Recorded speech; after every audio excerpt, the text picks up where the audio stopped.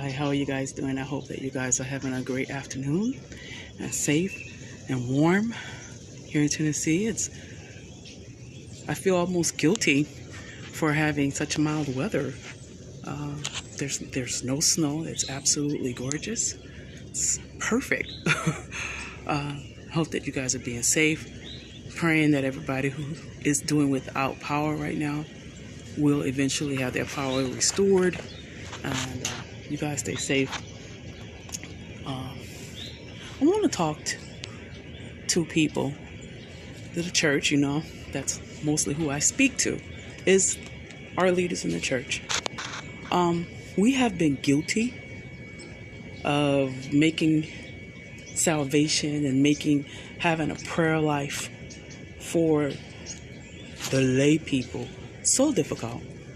We've made it so difficult.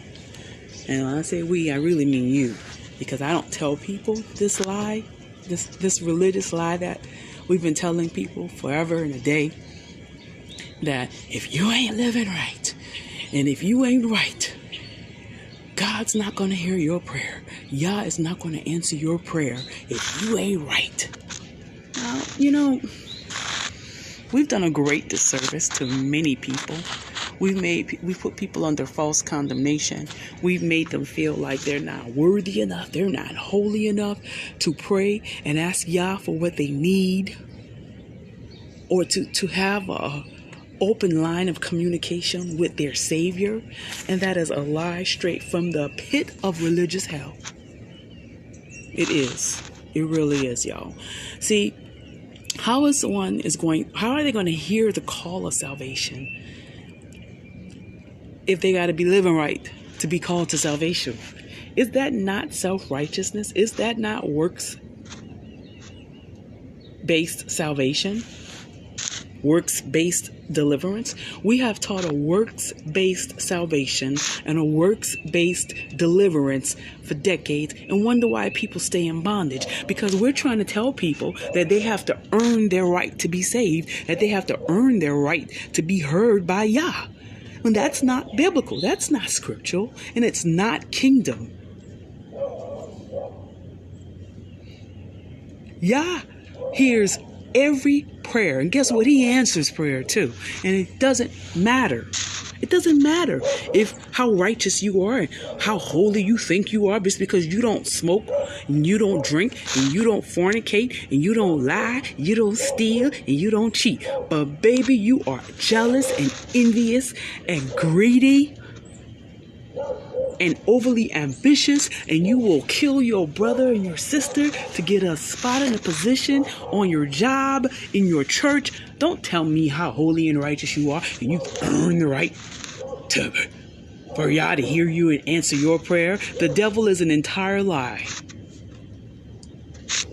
It don't go like that. We need to stop telling people like that. We wonder why people are burning out in leadership, and people are going seeking other people. Pray. What is Yah saying? Hey, what does this mean? Can you tell me what Yah is saying? You ought to know what Yah is saying. If you're born again, if you are born of Yah, He is your daddy, and the church is your mama. The real church, not this thing y'all keep trying to build up and reinvent, get back into. That's not the real church. The ecclesia, they're called out once. That's the real church. When a child, a fetus, whatever you want to call it, is in utero, inside of the mother's womb, that child is communicating with its mother. That child knows the mama's voice. And when that baby get out in the world and the mother births that baby into the realm of the earth, and that baby cry, the mama's not saying, oh, you got to grow up a little bit before I can hear you cry and answer you and feed you. Oh, you got to learn how to clean yourself up and earn the right for me to change your diaper. Does that make sense? But that's what we tell people. And then we wonder why people are seeking out prophets and being prey to false prophets, because we've taught this thing wrong. Stop telling people they can't hear from God for themselves. Stop telling people they can't pray to God for themselves and that God's not hearing them because they too simple and they too skanky and they too ratchet and they too this. The devil is a lie. You the one y'all can hear the most. He hear you, oh ratchet one, oh sketchy one, more than he hear the people with the collars. He's speaking to the ones in the crack house and the whole house more than he's speaking to the ones behind the pulpits. We have to stop telling people that. The new crop of apostles and prophets, they coming out the streets, boo. Because they don't care. They've seen all of it. They've been through hell.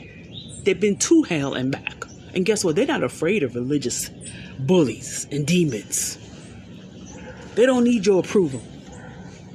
They don't need your affirmation. They just want to know if they hear from the Lord. And they sure are hearing.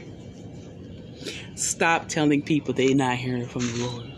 Teach them. Eli taught Samuel. Even when the word was meant for his destruction, the very first word that prophet Samuel spoke was one that Eli taught him to hear.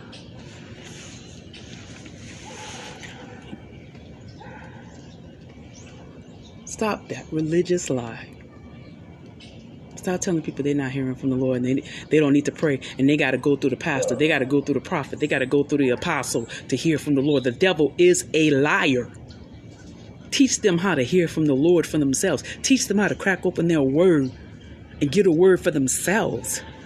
Then they won't bother you.